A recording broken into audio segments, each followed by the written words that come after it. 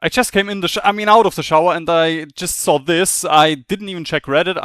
I'm not even home right now, so I guess we're gonna react to celebrate 10 years with our Hearts of Iron 4 for I think video. what we wanted Hearts of Iron to be. But of course we were quite skeptical, like, oh, can we really do this? Because no one has ever done it before. Like a professional with a proper setup that's not even home. I assume a new DLC. One more thing.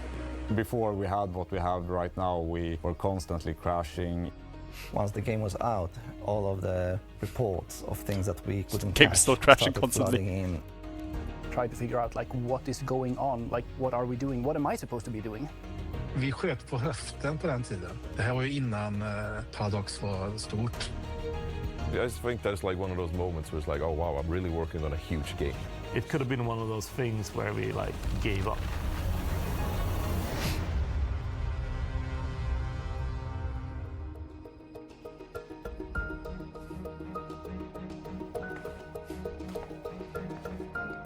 I guess I'll be doing that a lot. Considering how high quality those shots are and how high quality this shot is that I have.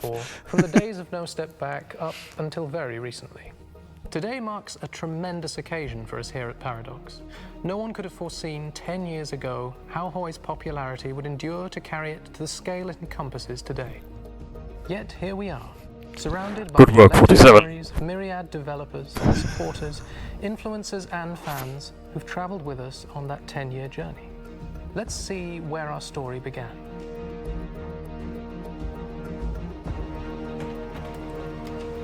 With Hearts of Iron 1! That's one thing I love about this microphone. I can just peek it! Oh, I love HoI4 music.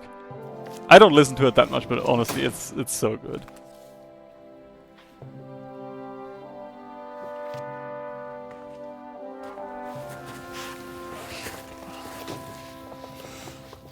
The success of the Hearts of Iron series was proof that there was a strong audience for a deep and detailed World War II grand strategy game. We were given the task of creating the next entry in the series. The goal was clear.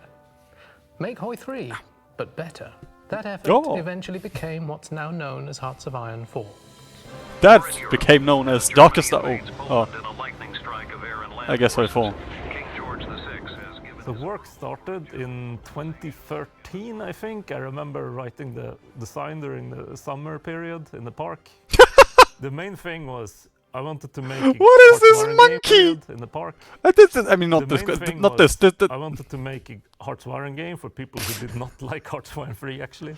And it was quite a lot of players who were like, "Yo, that's like Vijo too." The complexity of HoI3. I remember the main vision was just to make it more user-friendly. The goal was to make it complex but not complicated. I should play HoI3 at some point. Oh, people who just watch Discovery I'll Channel not be able to do anything. Figure out just looking at the UI. Well, right? The idea was to have a system where you can draw front lines and draw attack arrows, so you can feel like your game can feel like this kind of World War II coffee table book. I've been doing music for Paradox since 2004, and that was actually Hearts of Iron 2. Making music for a World War II game it's all been set in history and in movies and I guess other games as well. So I kind of leaned into that. Of course, I bring some of my own compositional works. Of course, I bring some of my own. This guy is locked the fuck in. So regarding the sound identity of HoI4, as with every Paradox game, it's not. It's the most important music piece of his life that he's played. It's more about the the feelings and the weight and actions of your consequences and the stories that you can create. We had this system I came up with called National Goals that was supposed to be that. And it was some sort of like proto system for the national focus trees, but it just wasn't working very well. It wasn't visual enough. You couldn't like see far enough. And 10 years later, it's still not working. I remember there was like a lot of confusions and people weren't really into the system. And we struggled quite a bit with finding the right way to model this kind of historical decision making, if you will. The focus trees was actually a pivot that the team came up with fairly close to the end of the project where we're like, okay, this is how we're gonna do it. We just like ripped it all out. We're gonna build these trees called focus trees and do that basically. Am I recording? They I think I solved a am. problem Yes, I in am. Hearts of Iron 3 where you had a lot of I'm paranoid. very obscure decisions and events that you didn't really understand what you needed to do in order to achieve those. And by putting those Bro, I'm things just into clicking a focus buttons, tree I structure don't instead, fucking it read became those. very visual. The battle plans was a challenge to get working because that's very unique to Hearts of Iron 4 compared to any other game out there. It was super challenging. I know many people will say like, oh, there are so many edge cases and battle plans. It's very interesting to see how they actually work in the backend, because you miss a lot of that when you're just playing the game. It's a very complex system in the backend. There's more going on there than you really think about when just playing. I think Like, that might be the autism speaking or my programmer brain, but I'd actually be interested in, like, hearing what they mean with this, because on the surface it does look fairly simple. Like, that you draw a front line, all of your units are spreading out evenly, and then, like with the attack, I guess they have to calculate a little bit of their strength and the enemy strength. But yeah, I'd be interested to find out how that actually works. we did the best we could given the complexity. My first challenge was the tech tree. You know, like I just said this, but the the way I said it makes it seem super simple. I know, like with the engine and the other systems, it does get more complicated. You know, programmer things, but like on the surface level, it doesn't sound that we were. You know, like it does sound a little bit challenging, but hey, I mean, I haven't used the Clausewitz engine, so I can't say. Implementing the tech tree quite early with art and the lines and so on, and we had to innovate quite a lot and create new UI elements that fitted our needs for being able to pull off the amount of work that we were going to do in a short amount of time. So the biggest uncertainty, I think, was if people were going to like the planning system. I think I had a meeting like every week where someone goes, "Dog, you're insane. This will never work. It's like so hard. We've done like the 4th iteration of the planning system.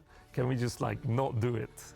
Often we were changing the design in the middle of implementing the design. And I was very stubborn and I refused to change my mind. I think we went through 3 different planning systems before release actually. They all looked great on paper, but played horribly. Donkey did a fantastic job there keeping the team on track, because he had this kind Like, of vision of what the... I will say, usually, if your project is led well, this usually doesn't happen. But I've also had clients that genuinely, they have a lot of money, but they have no idea what they want. Like they say like, okay, I want this API, and then you ask them, okay, you want us to connect to your API. What is your API? Oh, fucking no, it's not done yet. And you have to start working on it because they want it in 2 weeks, but their own API isn't even done in 3 weeks. game was supposed to be. And I think that's super important in a big development project, that you have a clear vision and somebody who gotta make a therapy channel where I just this vent. is where we're going. I guess that's the main channel already. Then we showed very things from a very early stage. People saw what we did. People saw the game raw, and they were like, "Oh, what does that work? How does this work? How are you thinking about this?" And we just talked with them. We looked at the prototype and it actually worked, so we felt that, okay. Oh my god. This is all before my time. Like, we have National Unity, PP, Führermana, I mean. We have Manpower, Factories, Tech, Diplo, Trade, Construction, Production, Deployment, Logistics. That's it. And you don't even have field marshals. And that's actually cool, you know, like back then you had just generals, and I assume field marshals were those they could keep more, they could keep an infinite amount, or I guess were they area defense, these two, and these two, because the generals can only field 24. I assume those field marshals just could field an infinite amount. Schlieffenplan? I just realized that's not right. That's not my World War II. Yeah, but we don't have a minimap.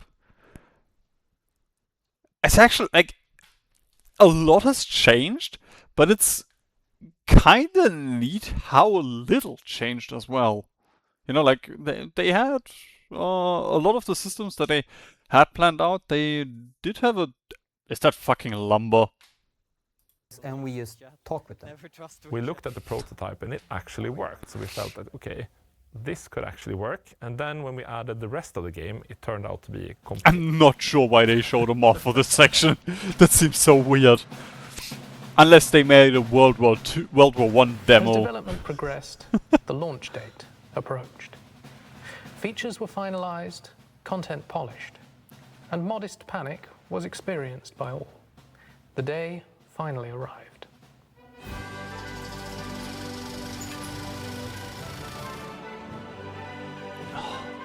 I remember it in a haze. I think we had been working like, I don't even know how much overtime towards the end there. I remember that the period around that release was fairly stressful. We also released Stellaris at roughly the same time, and I think as a studio manager, my focus was very much on sort of like supporting these two teams in a very kind of consequential time at the same time. No, I actually do not. I don't remember much from the actual release of Hearts of Iron at all. So either I have suppressed the memories. Release of Hearts of Iron at all. Wait a minute. That's an Ultra Pro map. I don't remember much from the actual release of Hearts of Iron at all. I didn't know they made though. So I... Yeah, I can see jack shit with those with those 20 pixels on his monitor. I have suppressed. But I guess that's VS Code. That's Sublime. That's Sublime. That's Spotify, Steam, and I assume that's VS Code. The memories around this, or it was not that eventful in the end. Look at the beautiful map! Like, it looks shit, but honestly, I kind of dig it. You know, if you add like the water. The water is the one thing that looks out of place because it's like the water that we have right now. And you know, you can complain about green Germany, and orange Switzerland, and also green Hungary. I don't like that. That you have the same two colors, but you know, early access, early alpha stuff, but you know, like with this coloring and then like a filter or a special map to just make it look like an old map, you know, like how Wiki 2 has the crumbled paper that looks like an actual exploration map that you would find like in a book. Do you guys still know what a book is? It's like it's like a smartphone, but you can't do this. Eventful in the end. So you can call the release people. went okay, but there were quite a few bugs, and I think we had a lot of very stressful times around that to try to. But there were quite a few bugs, and I think. Ooh, look at this. That's so old. Oh my god. The one thing that's actually old is the layout of the tech. We still have nuke tech. Very stressful times around that to try to address the player concerns and fix issues and stuff like that. during the last 2 weeks, we had this random crash bug that just appeared. It had not been there before, and it was completely unpredictable. As soon as we tried to That's debug just it, EU5. we found it like I think 3 or 4 days before release. So I remember like QA had to like play the shit out of it and made sure like it was gone, and that was like a huge relief. So that's like my main memory of the launch. I think Hearts of Iron is probably our most complex project we have done. Was there a decision to sort of release it on? Okay, for the team, because they have like these people have not worked on Wiki 2, and also not on EU5. But then again, I do not know how complex arrows are. June 6th, was that on purpose? When we realized the game was gonna be done, I just somewhere draw them. around Like, there, not it even was, in real it was life. like too tempting not to release on June 6th. They were like, oh, this is a great idea, let's do it. And then we also forgot it was the Sweden's national day, so it was a holiday. But at the point we were so focused on the theming being correct. I mean, from my recollection, it was more of a sort of like, it can't be any other day than June 6th. We have to do it. So then we did. And to this day, I don't remember what the consequences of the decision was, except that we had a really good release. That's cute. What does it say? The first.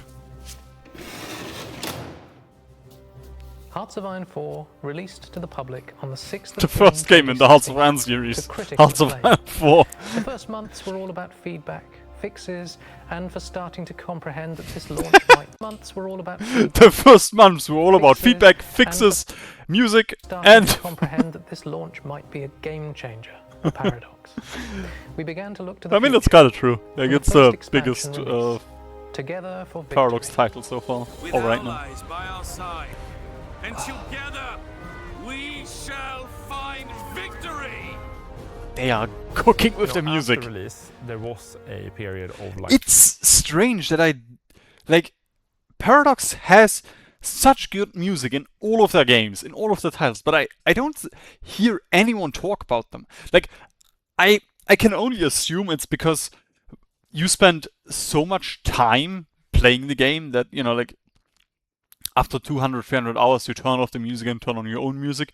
But until then, these are bangers. It's just, you play so much of it that you will just constantly hear and repeat it. But honestly, trying to get the game to work the way we wanted to, like, finding our footing with DLC Valve sales. sound design. Making sure that Man. all of the Valve concepts sound that we had work together, because there are so many elements and everything is touching everything. We started with our just a multiplayer session we had with a few influencers close to release. From there, we They kind of didn't just even ask me. expanded upon it. We really tried to keep it up because one level. they would have had to Tried- censor Hitler. I guess that's why. We kind of just expanded upon it. We really tried. God, who is the guy on the left? Is that feedback? I think that's feedback, and I know.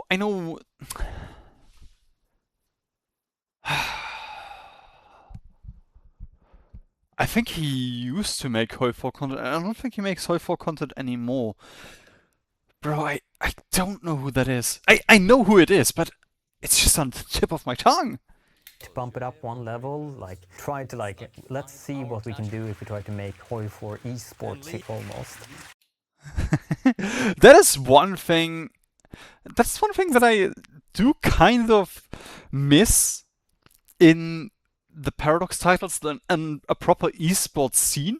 I feel like it would be hard to pull off, but it could also be hype, you know? It's just, you know, with the games taking so long, like, it's genuinely hard to make this interesting, because like a game of Dota is 40 minutes to an hour, depending on how good the teams are, like multiple hours. But, you know, like, whereas HoI4 will, like, the entire setup, how complicated that is, how often you get these things, and then, like, at least you will spend like 4-6 hours on this. It's just, but it would be cool. We try to always find a new way of making it entertaining, especially when it was like greater events and stuff like that. Good morning and welcome to the first newscast of PNN. Yeah. Okay, I love this. I love the cringe.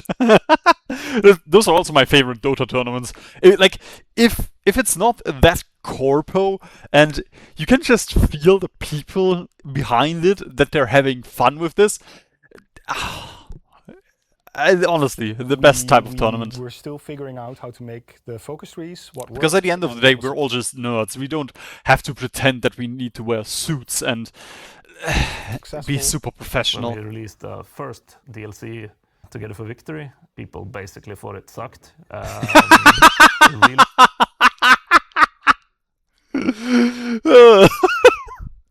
I love how he just said this, and nothing has changed in 10 years. We did not like the trees very much. And it was around Death or Dishonor that we really started adding different ways of playing alt history. I remember the meeting going like, people eat us alive, do they want this? It sounds crazy. Really the linchpin there was the Romania focus tree back then. That's the one where... That makes sense. Like, as I said, I think I started around La Resistance. So most of the old history stuff was already ingrained for me, but I suppose, yeah, Together for Victory, I'm not sure if they added it later, but it doesn't really have old history stuff. Like, all of those trees are mostly just, yeah, become fascist and then become independent. Congratulations. Join Comintern. Make own faction. Which ironically enough is still how communist focus trees operate today. But with Romania it makes sense because you do have, like, historically they have been on multiple sides. So it would make, like, it does make sense that they would be like, okay, I guess we could also add something where they can join the allies, and then, like, from there on, that they go a little bit deeper in this whole thing, which didn't really happen with Romania, but I guess that's where the idea came from. Where we first really went in different directions, where one country could go in every single ideological direction. So we sort of introduced the rule where we would like put about 50-50 content between like supporting historical choices and giving you like different opportunities to do other stuff, basically. 50-50, and then you look at the well, I guess, yeah, 50% of the New Zealand political tree is just historical, and 50% is joint Comintern. Conflict in history. We're talking about a world of 80 plus years ago, so we're not going to be able to access clean recordings usually of the original thing. So we're going to have to construct it from old videos, even written accounts. We can not even always know redneck exactly accounts what things sound like, but we can determine the size. Whether a plane is a single engine or a dual or engine, a things fucking like this biplane. will inform how we go ahead with our sound design and provide as much accuracy as possible and differentiation between different sizes of weapons and vehicles.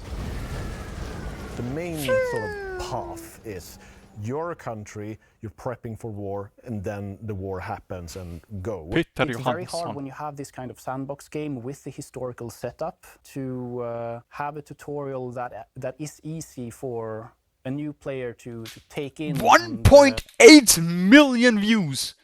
Bro, I should make HoI4 guides. Understand the game without being overwhelmed.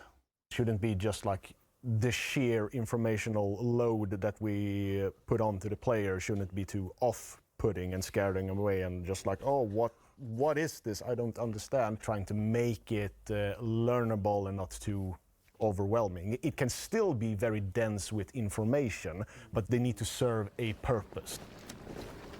Not making the audio overwhelming is something we keep in mind because obviously there's a lot going on in war, and if you try to literally represent every single action. That's why they constantly hide naval invasions. They don't want to make it overwhelming. Ah, that makes sense. Every possible thing, then it's going to just be a cacophony of sound. Sometimes you try to not take up too much space, but still have some kind of mood or motif or melody in the background that doesn't take too much fatigue for the ear.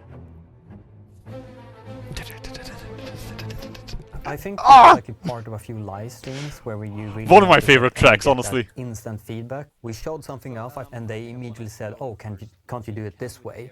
I think it was me and Dan who was like, kind of looked at each other and was like, "Yeah, we should do it that way." Okay, again, why are they showing a World War I mod?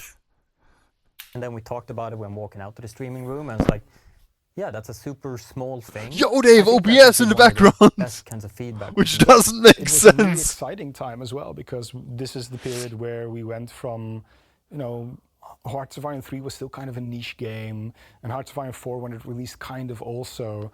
And during this period is when Hearts of Iron really became popular. I mean, in the end, I guess it's kind of crazy. Like, what is a like, good gaming that's, experience? They managed to make an incredibly niche game for map nerds, like genuinely. Looking at HoI4, I don't think it appeals to anyone but an ultra map nerd, and like, you know, it's still niche, but it is, I assume, the biggest mainstream 4X game besides Civilization. And I wouldn't even call Civilization a 4X game with how complex it is. You know, like, you can still have fun with it, but becomes kind. For me, it's too boring after playing EU4 and such. Kind of like what the fuck am I doing in Civ? As well. The release probably went as we expected. I think what we didn't expect was the success to keep rolling for years and years after that point.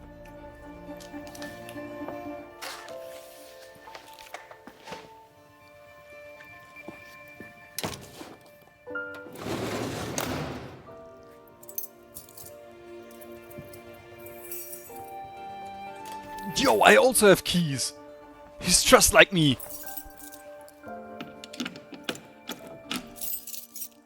I'm not sure what those... They have to mean something. Is that like a code? Like 11x, and earlier we had...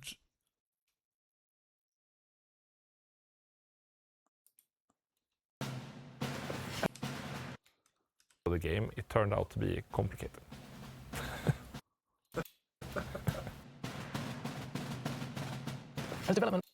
66M? I'm not sure.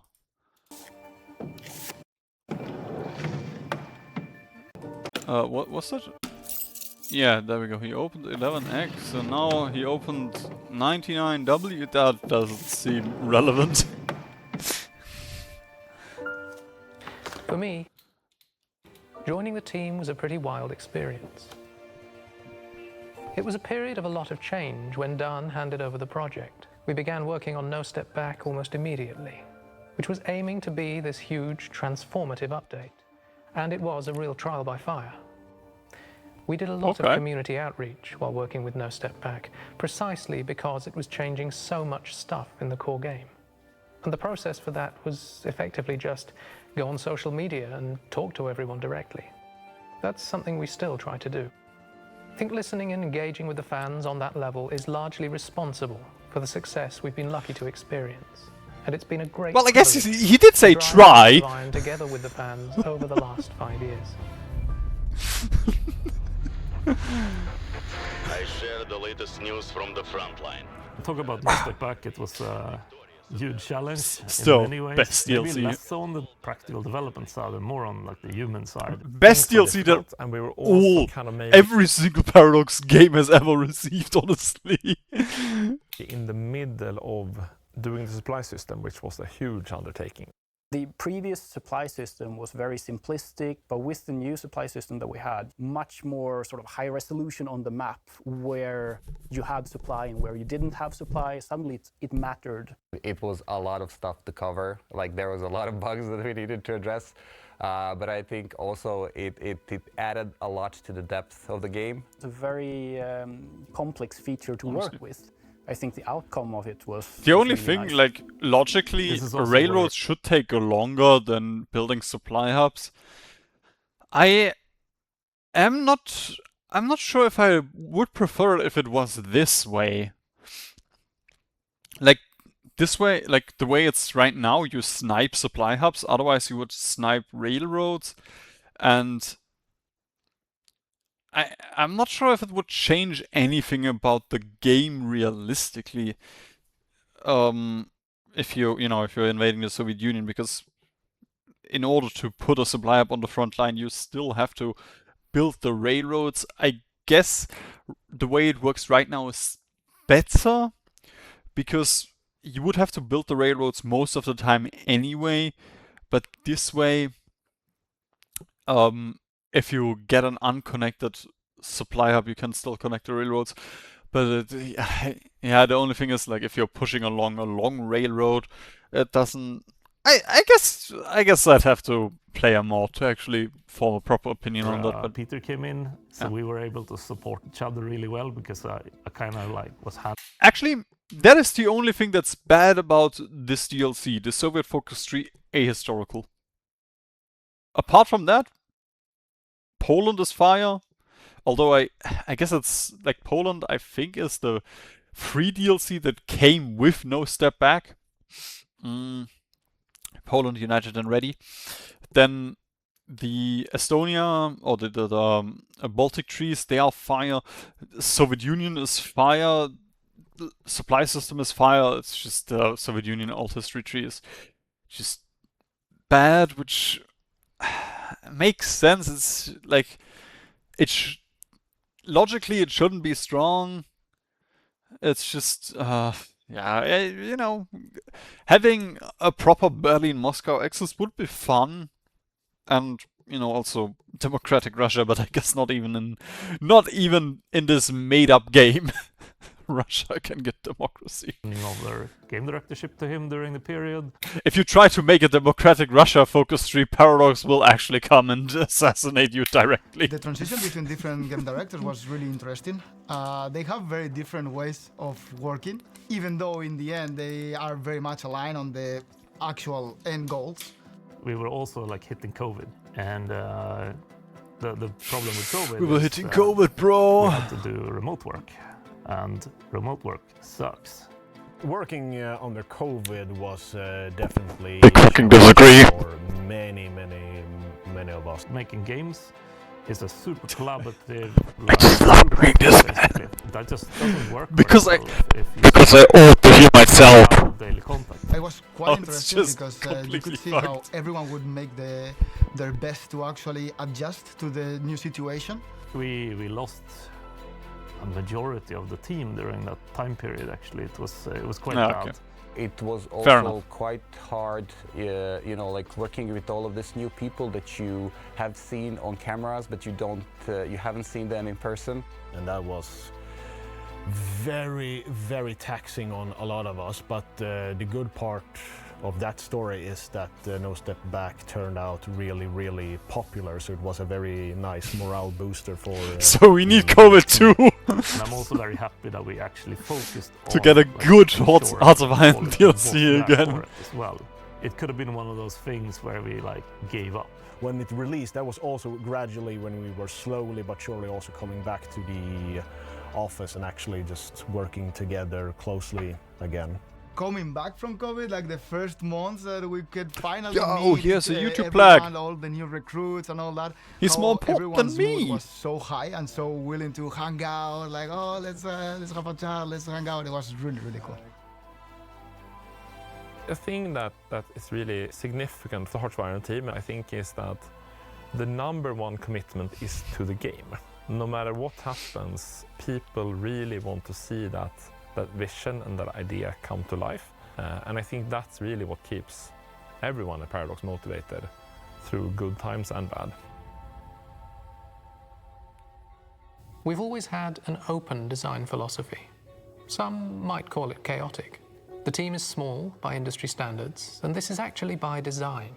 It creates a sort of culture where everyone's opinions become extremely important to the design process, and this has a huge impact on the kind of game we create. The team has grown modestly over the years, but we've tried at all points to keep this culture alive. One thing I will just quickly mention, I like how much they have improved their speaking, because like I think it was the Götterdämmerung stream, they were all just stuttering and very shy, like they were not comfortable, but this actually, Niels is speaking a very dry narration style, is using a very dry narration style, which is fine, but everyone else is just like, they're just, they're talking normally. That's cool. It's really fun to look at the game, knowing its history, and to see the impact that some specific person had on the design or on the art style. Design or on the art style.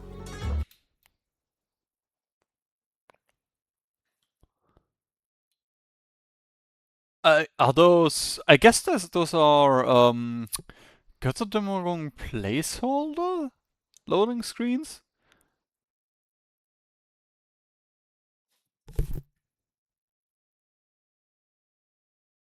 Oh, my cat is puking. My cat is puking. I'm just quickly gonna check on him.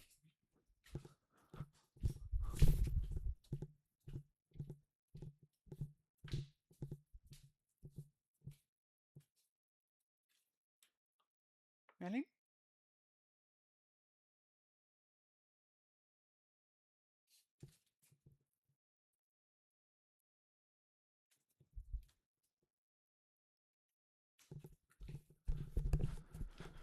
Okay.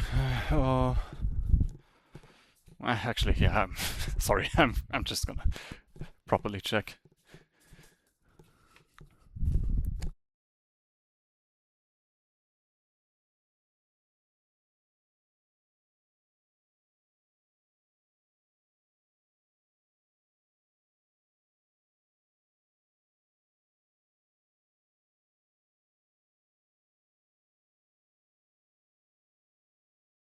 Okay, everything is fine.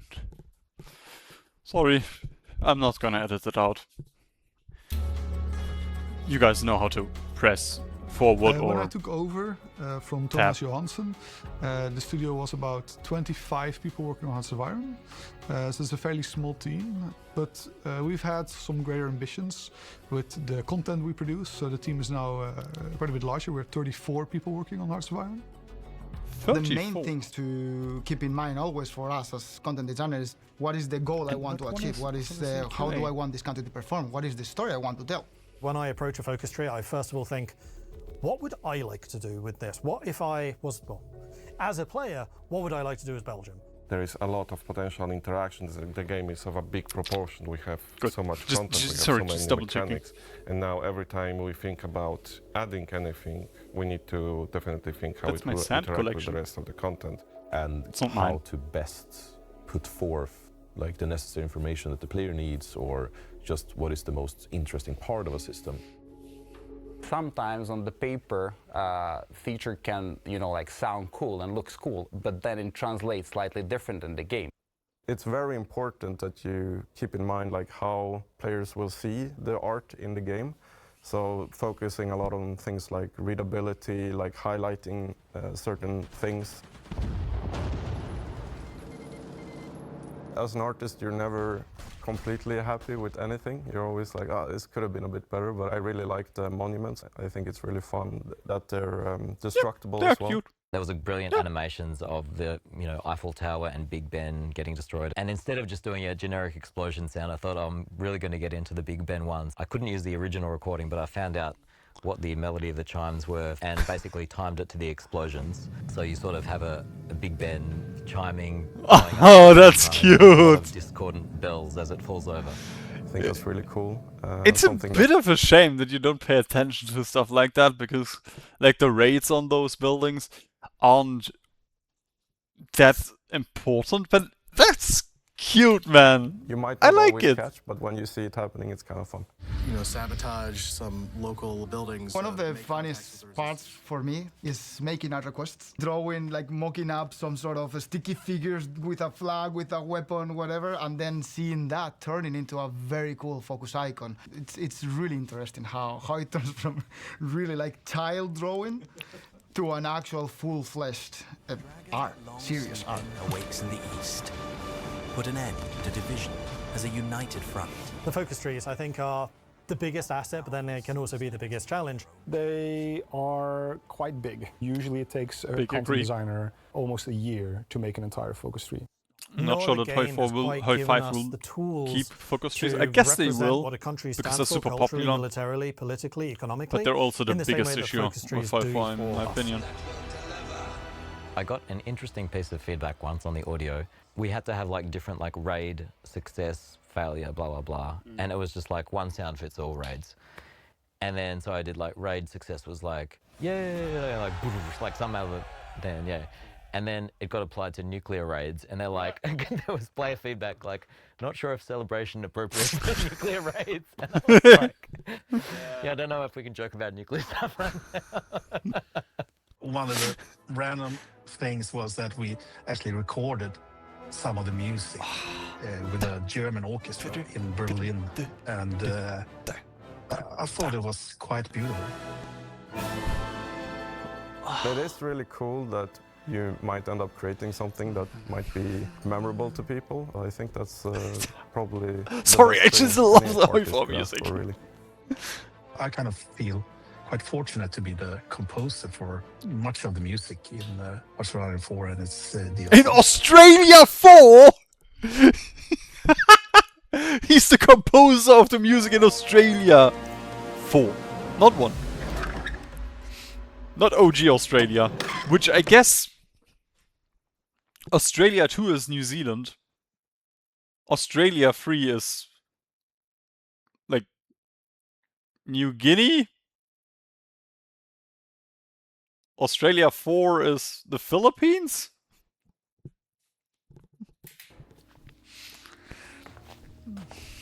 Nope. Scratch that. Thank God this won't hit main channel. Nobody will see this. Grew from a grassroots community movement, starting small when the game launched. Community and movement? Off after some quite key points, like the release of our first dedicated alt history trees in Waking the Tiger. By the time I joined the team, HoI had an enormous community, where we were beginning to doubt a little bit whether we were really seeing the whole picture. One of the first things we did was to do some really deep research into who our players were and how they played. We had the idea that our audience was mostly middle-aged dads with a couple of books about Sherman tanks on their bookshelves and who probably grew up playing World War II board games. This may have Bitter Steel. Their audience is Bitter Steel. Well, it turned out that these vast sub-communities of different age groups and nationalities... I assume there's more people like in my age than the middle-aged dads. Maybe a little bit younger, because, you know, like in for online stuff, I am actually quite old with my 28 years. I'm getting close to 30. Let's move on. Developed since launch. And overall, the player base was a lot younger and more engaged than this naive view that we'd developed. This all seems super obvious in hindsight, but it really changed our attitude on how to engage with communities. And that just talking openly in one place would be missed by 99% of our players. It also put into perspective that different parts of our audience were there for materially different reasons. We had groups of players who played HoI as a hardcore war game. Groups of players that played the game like a historical choose-your-own-adventure book. And players who came because of Mod X or Mod Y and simply stayed in that bubble. Hello, welcome to the release stream where everything goes perfectly. Perfect. We've made releases that were not as well received, so we got a lot of backlash. You could almost flip that. We've made release that was well received. From the community about some things. We have a lot of different fans, and that's a lot of voices as well, talking about the things they like, the things they might not like. And if they see a way to actually like, you could really improve this, they will also tell us. And they're very vocal about this. I do try really hard to interact with people on the forums and on Reddit and the other spaces. First mistake. I've still run my own First channel mistake, every brother. weekend. And just having that opportunity to hang out and chat with the community is really important to me. I do enjoy getting feedback from the community from different sources, which is why I'm reading also YouTube comments. And having a community that likes what you're doing and kind of interact with you, talk back and forth, it kind of makes the whole thing, this is something they pick and something they choose to play on their spare time. It kind of makes the whole thing worth it. We increase the community feedback a lot more. We talk a lot more with the community, and this is a conscious change. If the community is actively talking to you, yes, you can sometimes get the bad, but you also very, very much get the good. When we were working on No Compromise, No Surrender, we knew that we were onto something good there with Japan, because we know that people really, really, really wanted some more Japanese and Chinese content, and we slipped the Philippines in there as well. One of the biggest strengths of Hearts of Iron 4 is that when you have a bit of skill with the game. I mean, I thought No Compromise, No Surrender was fine, but I also didn't have to pay for it. I mean, considering how received other HoI4 DLCs were, I guess this one is on the better end. I don't think... Okay. Maybe he was just specifically talking about Japan. Like, honestly, No Compromise, No Surrender, in my opinion, is a fine DLC. It's just for, I think it was $30. That's... Evening. And then, of course, we have our modding scene. Guys, just start making Hearts of Iron. No, don't make Hearts of Iron 4 content. Just buy the DLC. $30 is perfectly fine. So long as you use my link. Amount of variety and depth to play.heartsofiron4heartsofiron.com/Vijo plays. Started this was to build it into a really good modding platform. /Twitch. Batshit insane. No, let's cut that. Modders, thank you. Love you guys. Talking directly to you. They are, I think, one of the most amazing communities. The Hearts of Iron's been going for 10 years now, and I think that is in very large part yes. because of the modding community. Big agree. The modders are the ones who can provide content on the side outside of what we do. I don't play mods that much because you can't get achievements with them, and I started getting used to it. But honestly, mods are one of the most important things, and that is one thing I will give to Paradox. The fact that they made modding so easy in all of their games is just so nice. HoI to My Little Pony world, they've taken it up to outer space, they've taken it back in time, they've taken it to the fantasy world as well. But just Yo, that's Lord of the Rings. This thing is Lord of the Rings. They go so far in both directions, and it just really helps they do. Wait. They go so far in both. I don't like. It was almost a Cthulhu doing a cinema pose, but this mod is far too old for this really meme, and he's also doing this. So, but I was taken aback for a For second. you can just find the mods, and you'll still have the same mechanics, but you'll have so much more content to work with. It keeps people coming back. It keeps me coming back, and I still play this game 10 years after release. So yeah, because I work. An awesome job. Keep it up. The best thing about the HoI community is, well, it's a dedication that people have to both the history and how they want the game to succeed the same way as you want it. I actually think that Hearts of Iron fans is probably one of the most dedicated fans Paradox have. I feel joy, honestly, working on the project that has been for so long. Yeah, I guess. Guys, all of the videos I think that you apart from send us, Aldenar, that's probably the about biggest, how you like met the friend, most in a HoI4, partner, probably the or deepest ones. you got interested in history because of this game. It really means a lot. So yeah, it just brings a great joy knowing this. It's a privilege, honestly. Like, it's got such a history. So many different people have worked on it in so many different ways. And such a history, so many different people have worked on it in so many... What in the world is that?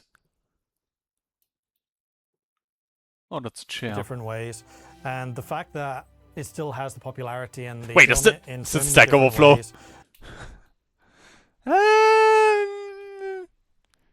I don't know. No. I think it's just a very ugly code editor. But you know, like that bar up here, and then like the little bar here, and it does look similar to Stack Overflow. It still has the popularity and the passion around it.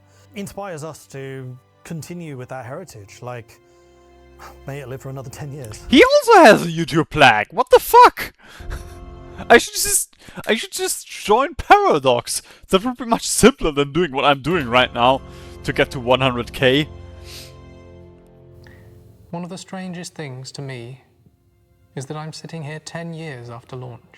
Not just remembering a past project with fondness, but talking about a game and community that is... with all its faults, I think this has to be cool. To just be like, yeah, okay, you know, like... I'm the director of this game. Like, you know, just because it is, at the end of the day, the most popular Paradox game, and he is in a very privileged or unique position. Growing and spreading across the globe. We build on Hearts of Iron because we're as much players of the game as we are developers. And for me, this is also the day which marks my last day as game director, before I move on to other projects at Paradox. Stellaris 2, East vs West, HoI4 2. I've asked myself that question a lot of time as well, but it is a game that sort of, it hooks you in. Couldn't answer the question. When you you put a start gun next to my playing, head. suddenly the hours just fly past, and you realize you should have gone to bed 3 hours ago. It's really interesting seeing how it has developed from 6-7 years ago to what it is now.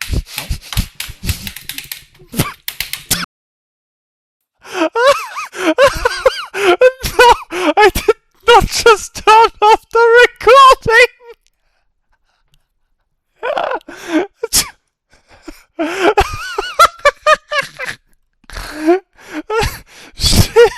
Shit, man. Oh no! How do I fix this? Choose a source. Wait. How did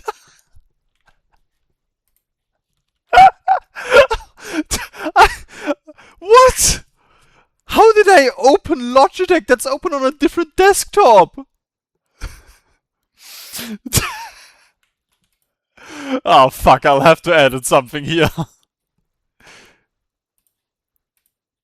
But he's at 6-7! Like, I had to react to it! Like a sleeper agent! I just got activated! The day which marks my last day. I hope I didn't start streaming! Before I move on...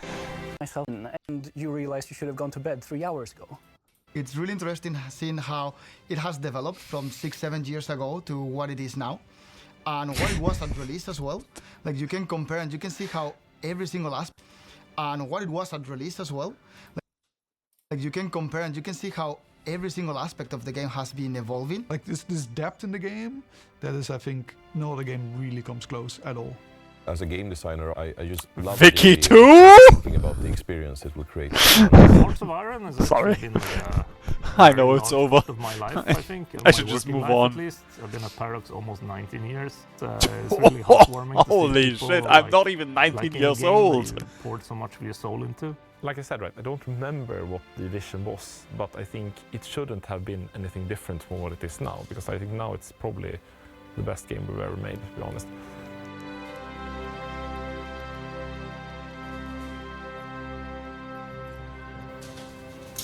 Yo, they added a share! On behalf of the dev team, I'd like to say thank you to the community, our talented modders, and Okay, everyone one more who has thing. worked on Hearts of Iron over the years. It's We're been gonna hard add for us Silk to Song bring so to many hours HoI4. of fun to so many people.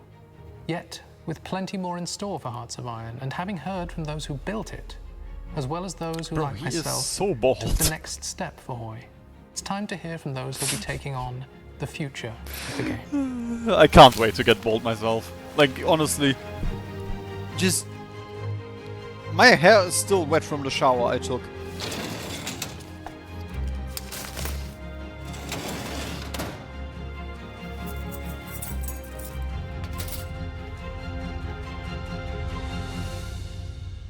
Surprise, it's me! I'm the new director of HoI4.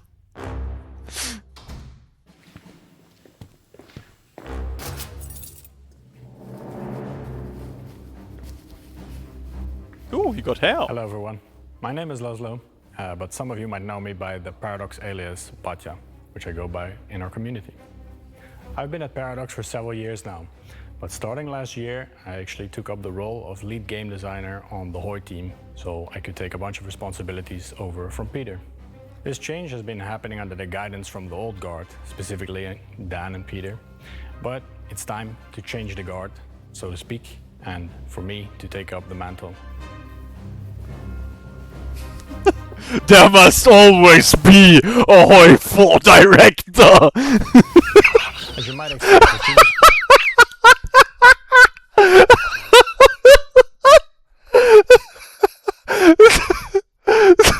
The way he just walked up to the throne, I'm sorry! hard at work right now, finishing up Thunder the Gate, but we're also working on what's gonna come after. I'm very excited for the future of Hearts of Iron, but I cannot tell you all of the details just yet. Okay, That all of said, the details. There is a little something we can show you right now that will give you a glimpse of what's to come for the future of Hearts of Iron 4.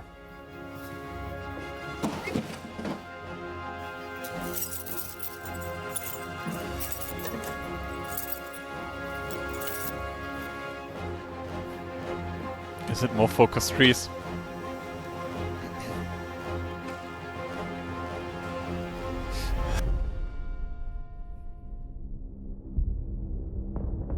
Okay, before anything happens, Commonwealth?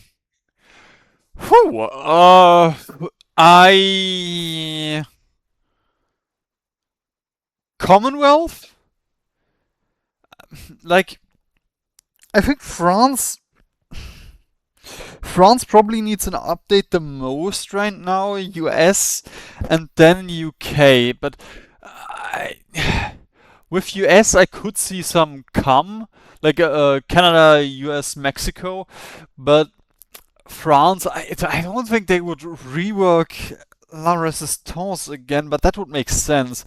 If they do France, they could do like North Africa maybe, with Egypt. I assume it's France next. Nope, that looks very US.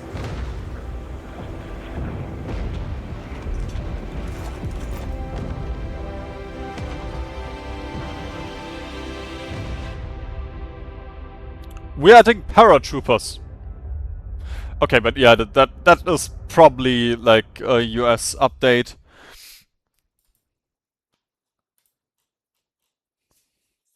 That's I streamed. I recorded. That actually would have been so much funnier if I streamed and stopped streaming from the 6-7 stroke that I had just now.